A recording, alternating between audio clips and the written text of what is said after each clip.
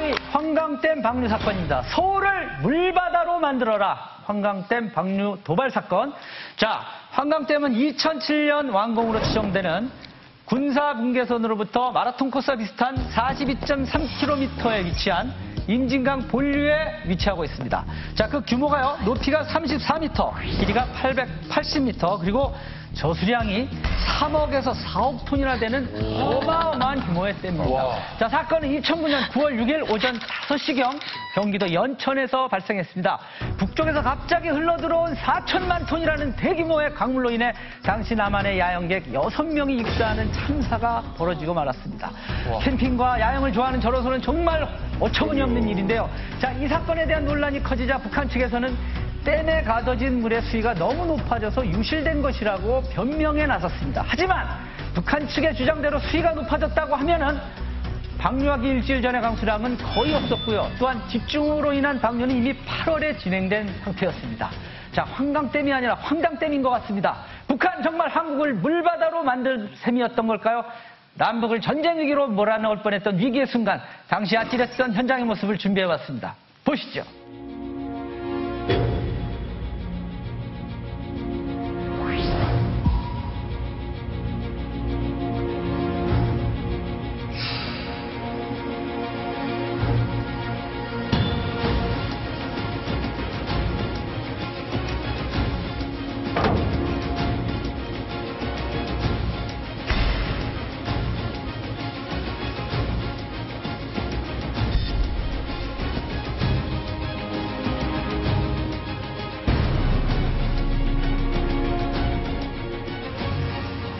야, 이게 무슨 일입니까? 그러니까 이게 정말 이해할래야 이해할 수가 없네. 보통 뭐 저런 일이 그렇잖아요. 뭐 예를 들어서 예보가 있었는데 무리하게 뭐 캠핑을 하다가 사고가 났다는 이야기가 있거나 아니면 국지성 호우 때문에 갑자기 그랬다든가 하는데 이건 너무 황당한 일 아닙니까? 이거는 다소 의도적인 게 분명한 게 새벽 5시에 그것도 9월 달이면 캠핑족이 많을 때거든요. 그러니까 의도적으로 방류를 했다. 이렇게 5시면 사람들이 잘 시간이거든요. 네. 무방비 상태잖아요. 네, 그러니까. 예, 이 사건은 사실 어떤 경보도 내려지지 않았고 그리고 너무 순식간에 벌어진 일이라 우리나라에서도 어떤 경보를 내릴 틈조차 없었던 되게 무시무시한 사건인데, 하지만 그 북한에서는 자기들은 고의적으로 한 게 아니다, 이렇게 얘기를 했거든요.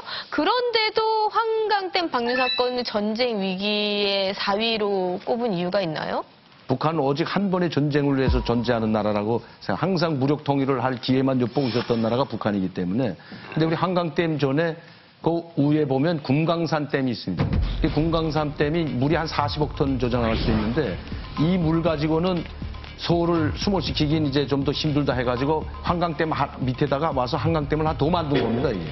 그래서 이 물을 한번 불시에 이제 고의적으로 내려보내면 어떤 현상이 일어나는가를 보기 위해서, 그리고 이걸 2009년도에는 남북관계가 상당히 악화됐을 때입니다. 그래서 고의적으로 알리지 않고 순식간에 숨을 열어가지고 물을 방류시킴으로써 어떤 사태가 벌어지는지 북한이 한번 실험했다고 해도 과언이 아닙니다.